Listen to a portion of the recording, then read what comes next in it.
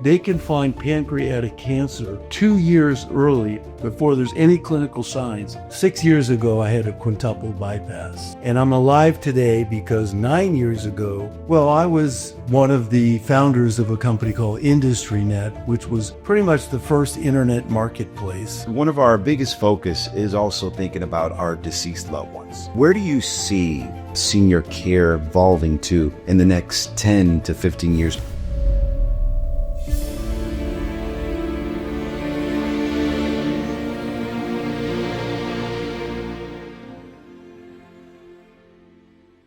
And welcome back to the Digital Legacy Podcast. My name is Daniel Sanchez, CEO of Reekolect, and I have another very special guest here with us today, Ted Teele. How are you, Ted? I'm doing great. Glad to have you here on board, Ted. Ted, as we always start the podcast, I want the audience to know a little bit about you. Our audience is a mix of entrepreneurs, people very interested in AI. And again, I like to always give a little background so I know who our guest is. So a little bit of Ted Teele's accomplishments here. Two very successful exits. So first of all, CEO of Touchdown. Touchdown led the company in enhancing the quality of life for seniors through innovative technology solutions, including interactive apps and digital calendars, as well as former CEO of Kaleidoscope. There we go. Previously served as a consultant before becoming CEO, driving growth strategies for digital marketing in the orthodontic, dental, and medical industries. And the now longevity community consultant focuses on transforming senior living communities to meeting evolving needs, and also a Harvard MBA. Brings extensive experience in technology and leadership with a background in digital marketing and entrepreneurship. Did I miss anything, Ted? Sounds pretty good to me. It's all right. Absolutely. Well, Ted, thank you so much for taking the opportunity to join us here today as a guest on our podcast. So, Ted, I wanted to first start off a little bit so that the audience knows you and a little bit about your background and who you are. If you can start off with, where did your journey start in your career building in your youth and in your college years? Well, I had an unusual youth because my parents were divorced and my dad lived overseas. So I spent part of my childhood in Athens, Greece, Monrovia, Liberia, and 2 years of high school in Kabul, Afghanistan. My dad was working for the U.S. government, and so that was a great experience for me, and I really got the travel bug early. Been to 67 countries in all 50 states, and so I've really seen a lot of the world. But my entrepreneurial journey really began when I was about 7 years old, selling comic books out of the Little Red Wagon. My grandfather was I had one grandfather that was the dean of Harvard Business School, so he was the academic. His profession was marketing. And my other grandfather was a scrappy guy that never went to college, that ended up as a real estate tycoon and very rich, successful person. And I think part of me is from each of my grandparents and also my dad that built a company, worldwide company called Chemonics. And I learned a lot from him as well. And certainly one of the things he passed away 20 years ago, and I've always wanted to be able to ask him questions and talk to him about business. And sadly, I can't do that, but maybe there's some way that I can have an impact on my family members after I go. There you go. 50 years from now or so. Mm-hmm. Absolutely. And growing up, let me ask you a little bit about that phase and having such, influential grandfathers and so on, and your father as well. When did you realize during your youth that you said, well, I think I know what I want to do and I kind of have a vision of it? When did you really have that moment that you really saw your dream and vision forming in front of you? Well, I always felt like I wanted to be in business and an entrepreneur, and that's how I paid my way through college. I had various businesses in college. And so it was just something that when I was very young, that I felt that's the path for me. I really enjoyed that, the marketing and the sales aspect of things. And so for me, it's been a lifelong, there was no kind of revelation or epiphany along the way, but it was just something that was always what I expected to do in my life. And as you began to evolve that, tell me about some of your first ventures or companies that you worked with.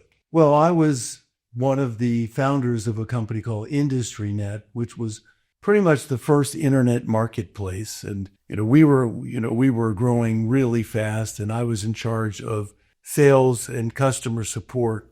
And so I had to go from being the first sales person with a couple of other folks to building a 59-person sales organization and 17 offices around the country. And that was a tremendous learning experience.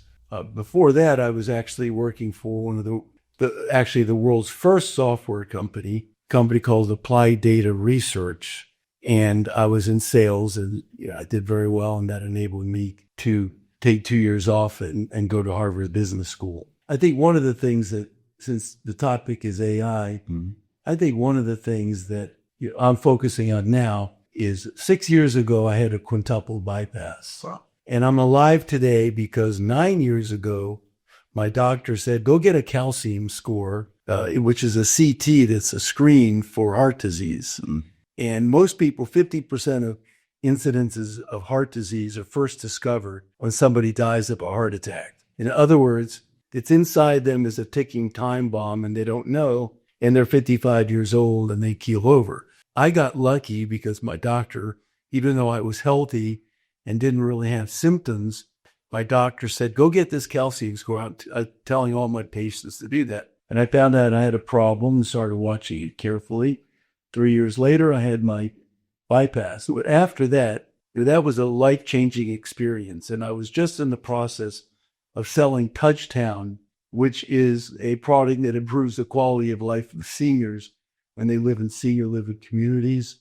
It's used in about 3,000 communities now. But I was selling the company, and I was feeling a little stressed, and I got it checked out, and sure enough, I needed this bypass. And after that, I really invested a huge amount of time and energy in learning the latest in longevity science. And there's so much now, so much broken with our healthcare system that everybody agrees it's a sick care system, not a wellness or predict and prevent disease system. And my heart disease could have been found if our healthcare system was different. It could have been found 20 years earlier, and I could have made changes or learned things that might have prevented that bypass. But that's not our system. Our system looks at, very small amounts of our biology. You go when you have symptoms.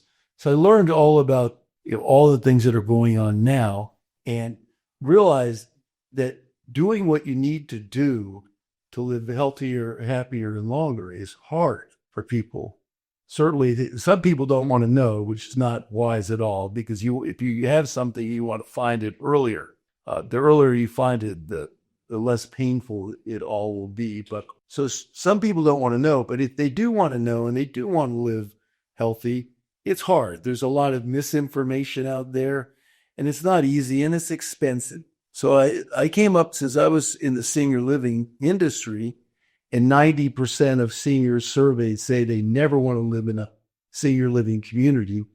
I came up with it because they view it as the place you go to die. So why not create communities where people can go, where it's easy and fun to do what you need to do to live healthier, happier, and longer lives? And the fun is important too, because one of the basic principles of marketing is if you make it easy and fun, more people will do it. And the third one is affordable. So why not create that kind of communities? I coined the term longevity communities. They're all different permutations. And so I set up a consulting company to help people that are in the senior living business or the active adult, which is the 55 plus business, transform into more longevity communities. And one of the keys is something called scientific wellness. And I know you're interested in AI. And scientific wellness, there's 4 P's of scientific wellness.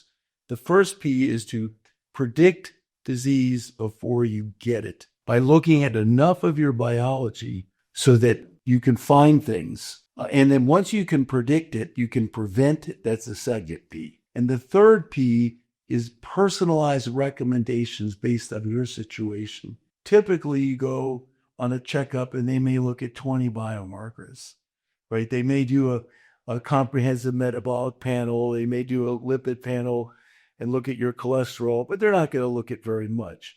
Scientific wellness looks at a lot more of your biology and starts earlier in your life so that you can see things. But the critical thing is AI, because your doctor just doesn't have the knowledge, like the complexity of your life, to be able to figure out, what the best thing for you to do is.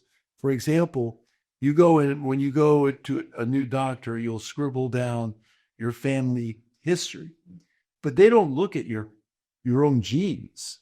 Why not look at your genes? Because genes could tell you your risk factors. And why not? Why do you think doctors are so reluctant to take the extra step? Well, because they get hassled by the insurance companies over the cost. Right. So the system now, the vast majority of healthcare expenditures in our society are at the last few years of life. And the vast majority of research expenditures addressing diseases when they're so huge, they're really difficult to do anything about. Scientific wellness, looking at things like there's something called proteomics, where they look at unique configurations of proteins.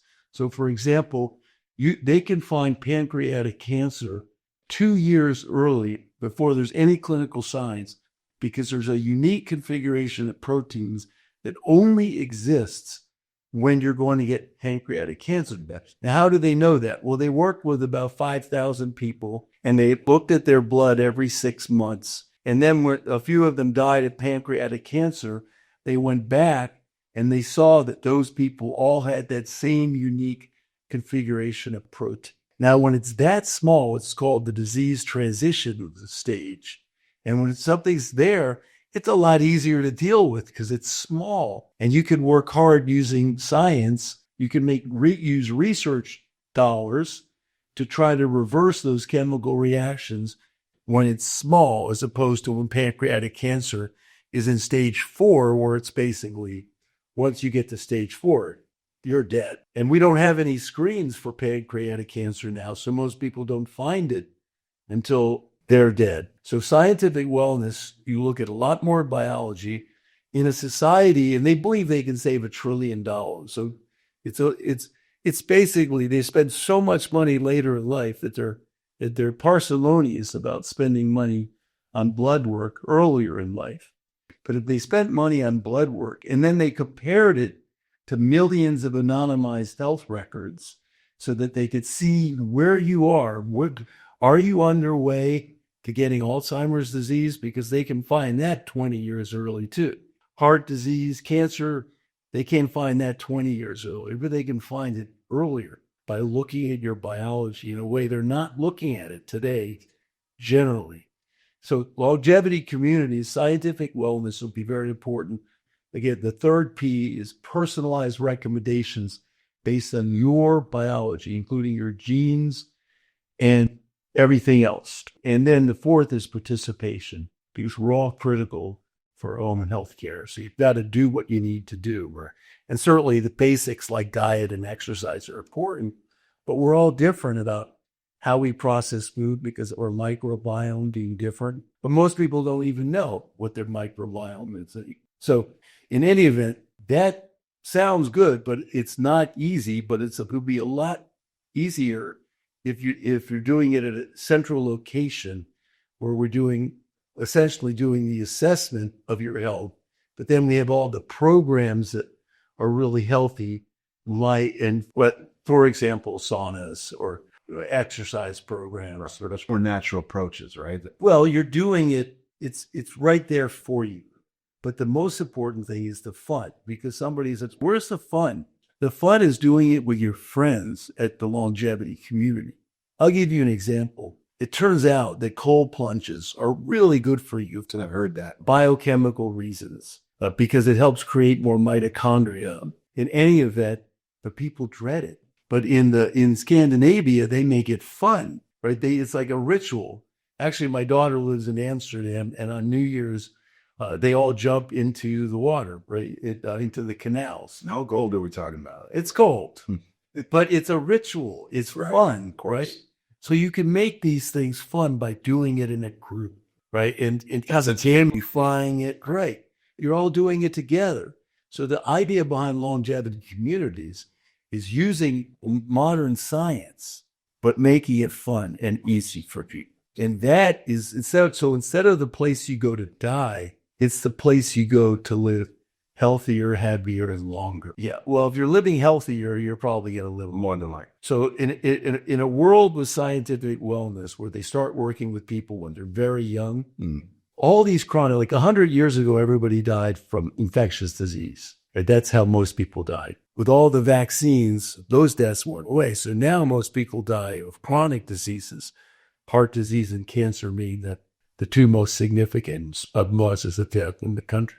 If you identify them early, you can predict them, you can prevent them. People are going to be healthy a lot longer. And one of the things they've learned is if you get sick at the age of 100, you die fast. If you get sick at the age 60, it's a long and painful process. Hardly. So most people would rather, if they could live to be 100, they'd rather be healthy until they're 99 and a half and then get something and die. And with scientific wellness, which is also called P4 medicine because of the 4 Ps that I mentioned. Correct. You will see people live much longer and much healthier. Let me ask you a little bit about this detection process. Are they using anything innovative right now? Like, does AI in any way, shape plug into? Well, it has a huge effect because you need to look at ideally millions of people. So because you see patterns, if you're really looking at biology, and the Buck Institute, my friend Blair is the vice chairman of the Buck Institute. The Buck Institute for Research on Aging, which is in Marin County, California. It's the oldest institute for research on the biology of aging. Most research institutes are focused on cancer, heart disease, specific diseases. But the Buck Institute recently got a $52 million contract from ARPA-H, the health part of the ARPA organization, to do the most intensive study of human beings ever. So instead of 20 biomarkers that you might get in a checkup, they're going to look at 100,000 biomarkers. Wow. Right? And so there's going to be able to see all these patterns, but you can't do that without AI. The two parts are just connecting it to the experience of millions of others. So you go see a doctor, what do? They've read a couple, or your cardiologist or whatever.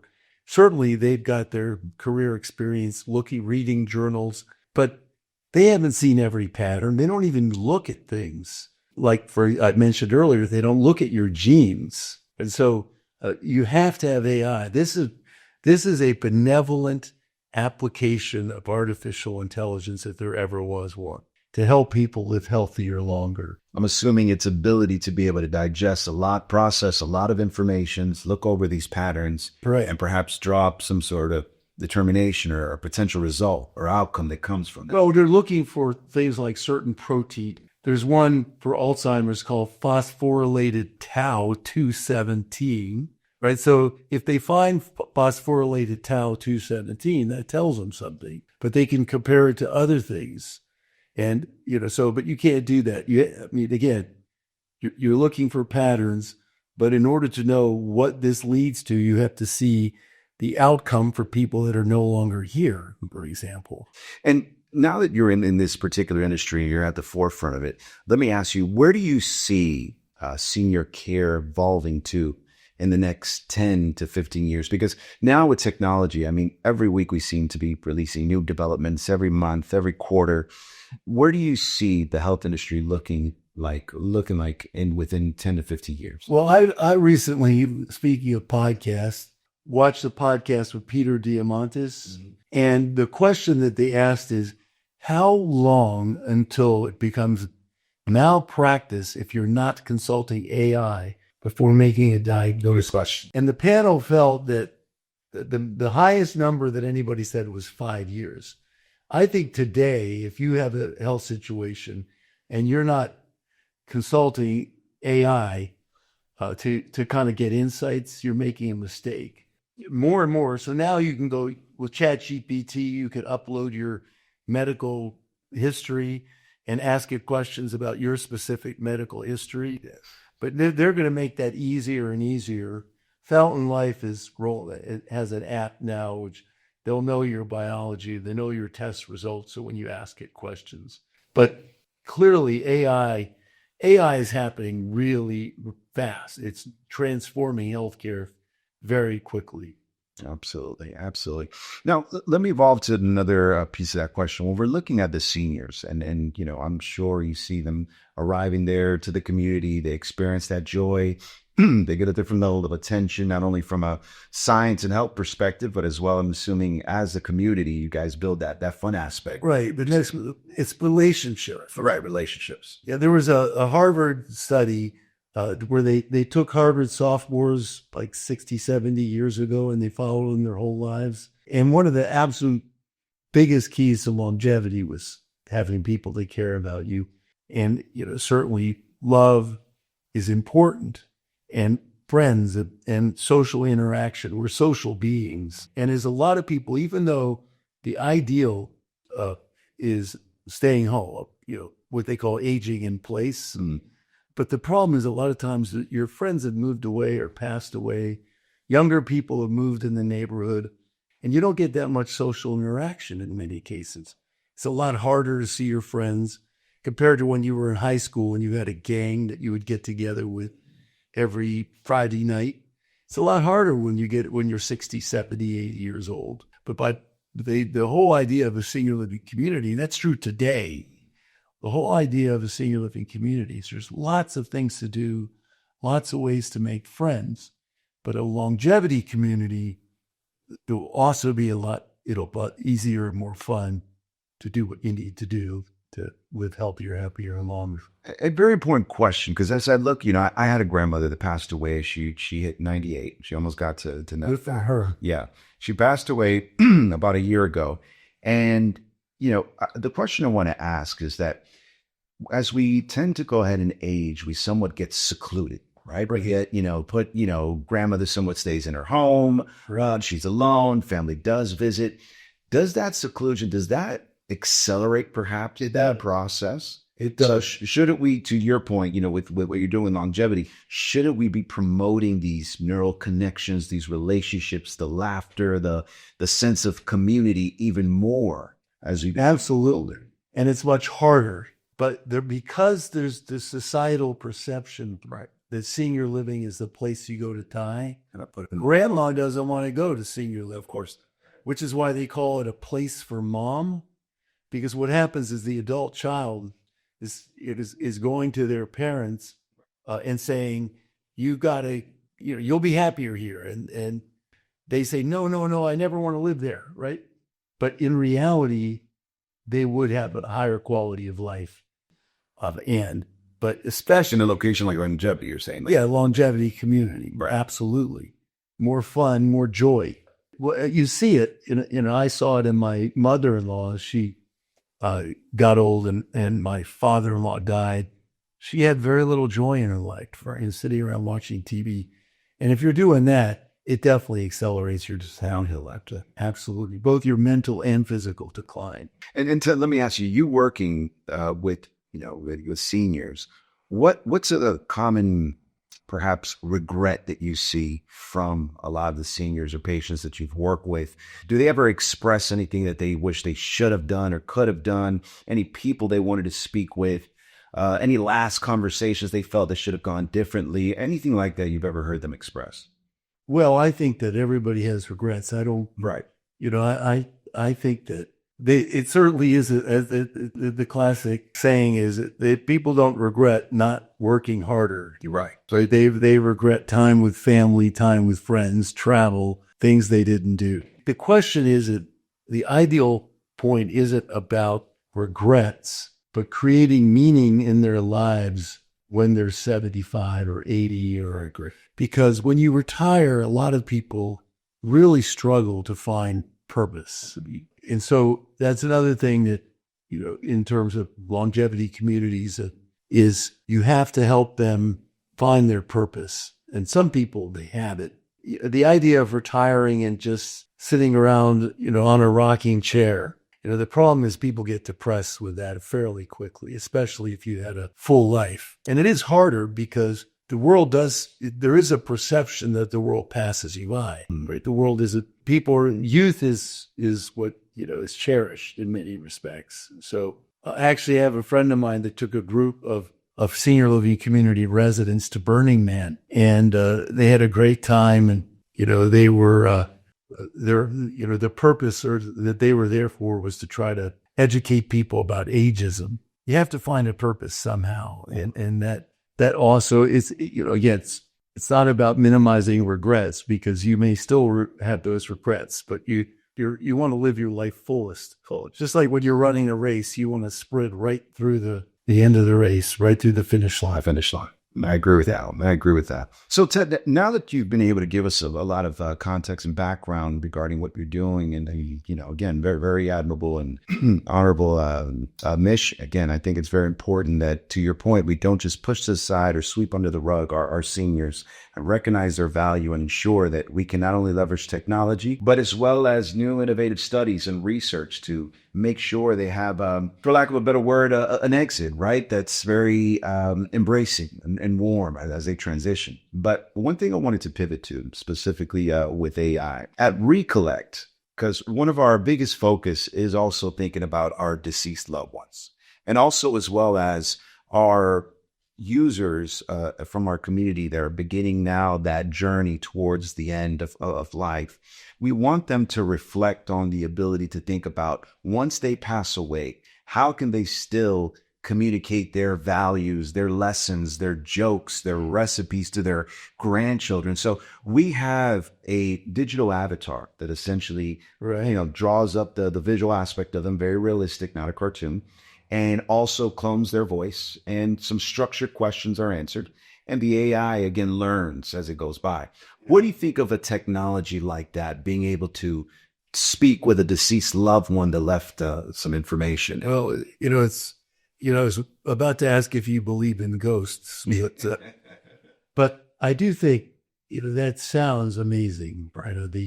How do you capture that? Because, I remember, I learned things about my dad when I was with him the last 9 days of his life, and I learned things about him then I didn't know. That you never knew it. Right.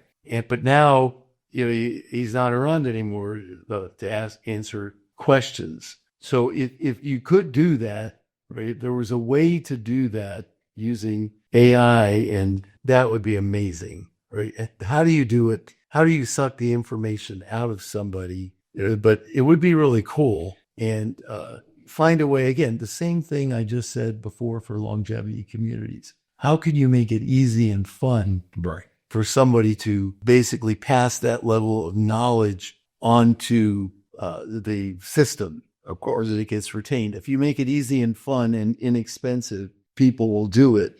If you could hook up with senior living communities and have them do it, right, or something like that. Finding a way for grandpa to impart his wisdom.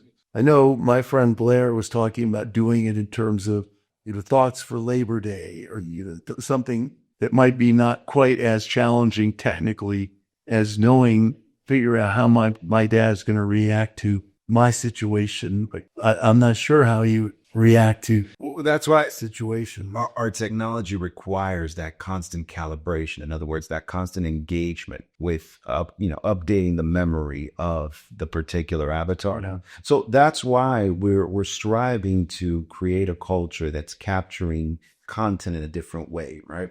We live our youth looking for our dreams, chasing what we want. As we form families and careers and go through, let's say, the peak of our lives, somewhat, we're always a little distracted and thinking about what legacy are we leaving? What are we going to do? But it's not until towards the end of our journey, right? As I can see and myself, I put myself in my shoes looking at family, grandfather, grandmother that have passed away. There's so much there that I believe we begin to reflect on and think about. What are we going to leave? And our systems, what they strive to do is to constantly update that. Well, that would be great. By the way, I look at my kids are my legacy. Absolutely, they are. And I'm very proud of them, all 6 of them. Absolutely. But even with that, right? Even with time, right? What about your great-great-grandchildren? Imagine being a world where they could engage with you with the last. It's crazy to think of it, right? It is really crazy to think how you could have an impact on your great-great-grandchildren, or just for them, because I've seen pictures of my great-great-grandparents, and that's all I know about them, really, right? Or not much. And do you feel like an emotion when you look at those pictures? Do you feel like a sense of what would curiosity? Curiosity, yeah. We have letters. My great-grandfather was in the Civil War, Nice. and we have letters that he wrote from the battlefield. Wow. And those are amazing. But in any event, yes, it would be amazing to do that and to be able to consult the oracle, your family, or just in general, brilliant people like that, maybe aren't family members at all. But how would Einstein Right? react to this? Or it could give Nikola Tesla, or so many great Isaac Newton. Who knows if we had things like that? That'd be interesting. Yes. Getting a little bit closer to our closing here, Ted. What's the latest and greatest you can tell us right now in your particular industry when it comes to new upcoming technologies that are going to be coming? Is there any insights that you can share into some of your? I know one of the things that I'm working on is in cognitive health. Okay. Delaying or preventing dementia, because dementia is the one thing that nobody wants. Right. Everybody wants to lose their body before their mind. And there are things that you can do to delay or prevent dementia and to improve cognitive skills right now. And using the scientific wellness, the 4 Ps that I was talking about earlier. And I'm involved with a couple of projects where we're going to be implementing those 4 seniors, seniors that are otherwise strong cognitively. In other words, these aren't people that are cognitively impaired. These are people that are doing just fine, but we all want to improve our memory. Of course. We all want to think more clearly, and we all want to delay or prevent dementia. And that is something, when you go to a checkup, your doctor, most people's doctors never talk about cognitive health. So it's kind of ironic because it's the one thing none of us want to lose. Exactly. And it's the one thing that your doctor never talks about. So I think there's a lot of opportunity there that I'm very excited to be really working on the forefront of that. That's amazing. That's amazing, Ted. And Ted, in closing here, and I have to ask, because again, our audience, there's a lot of entrepreneurs, and again, that mostly watch the channel to look at our professionals to see, and our guests to see the journey itself, right? It sounds like you chose a journey in life, a career that you love, that you feel passionate about, and you've been able to be successful about it. What piece of advice would you be able to give to up and coming entrepreneurs that, maybe not necessarily in your exact industry, but at least at the core value? What would you tell them to persevere? What I would say, the first thing is that we have to reinvent ourselves 2 or 3 times in life. I agree. 100 years is something my wife talks about a lot. 100 years ago, you would be an apprentice tailor, and you work 7 years as an apprentice, and then you become tailor the rest of your life. With technology changing so quickly, you can't do that anymore. You have to keep reinventing yourself, keep investing in yourself, because none of us want to be a dinosaur. Like anybody now that isn't investing in really understanding AI and using it, you're at risk of becoming a dinosaur. And so you've got to reinvent yourself. Certainly, everything's a learning experience. I spent a lot of time in sales, and if you had a 0 day, you call it a growth and development day. That's right, but you learned, right? You don't always achieve success. Everything I've done in my life, certainly just like everybody else, I've got regrets, right? But it's all a learning experience. And the key is what you do with what you learn and the resilience that you have to pick yourself up if you get knocked down and come up with a plan and don't let it affect how you feel about yourself as a human being. Great. And reinvent yourself. And so right now, what's it about?